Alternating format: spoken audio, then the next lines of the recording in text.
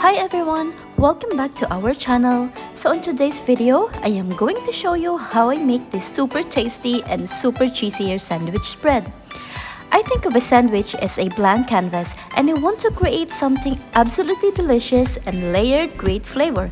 And the easier to add flavor to your bread is by making your own customized sandwich spread.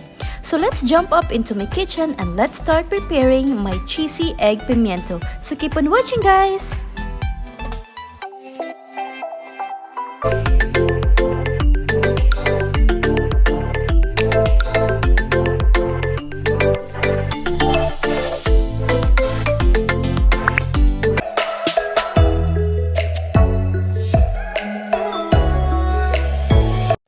So guys, there's a wide variety of sandwich bread in store available right now, but you should not feel limited to what you can buy.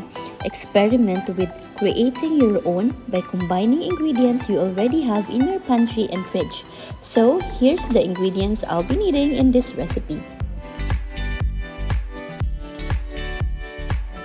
Hard-boiled eggs, grilled bell peppers, an onion, mayo, cheddar cheese, and salt and pepper to taste.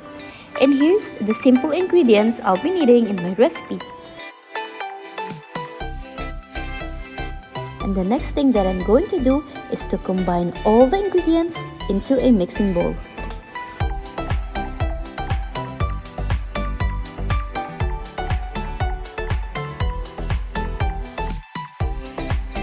And mix all the ingredients until well combined and until all the flavors are evenly spread. At this point, guys, if you want it to be more soft and creamy like the usual sandwich bread we normally see, you can put all the ingredients in the blender or in a food processor. But in this recipe of mine, I want it to have a little bit of chunks of all the ingredients so that it tastes better when chewed with bread. And guys, it's very important to grill the bell peppers because this is the one will give that pimiento taste in the recipe.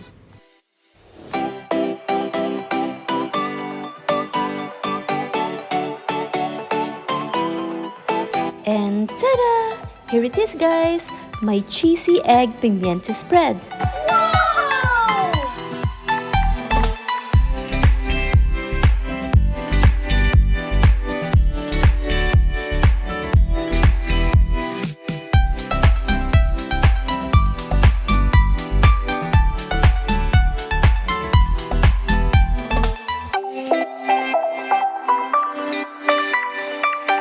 I hope you guys will give my recipe a try, and if you like this video, give me a thumbs up, leave some comments down below, tap the notification bell so that you're always updated every time I have new upload.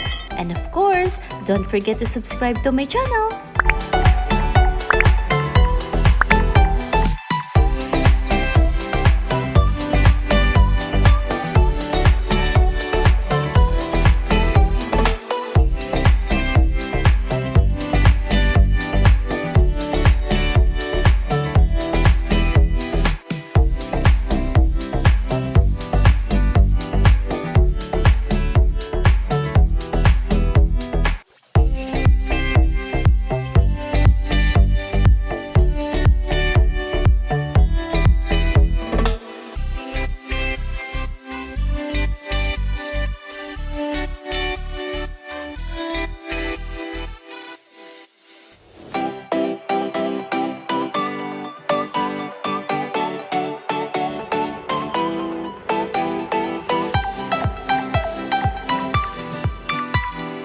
Life is so beautiful, guys. Keep smiling. Thank you for watching and see you on my next video. Bye!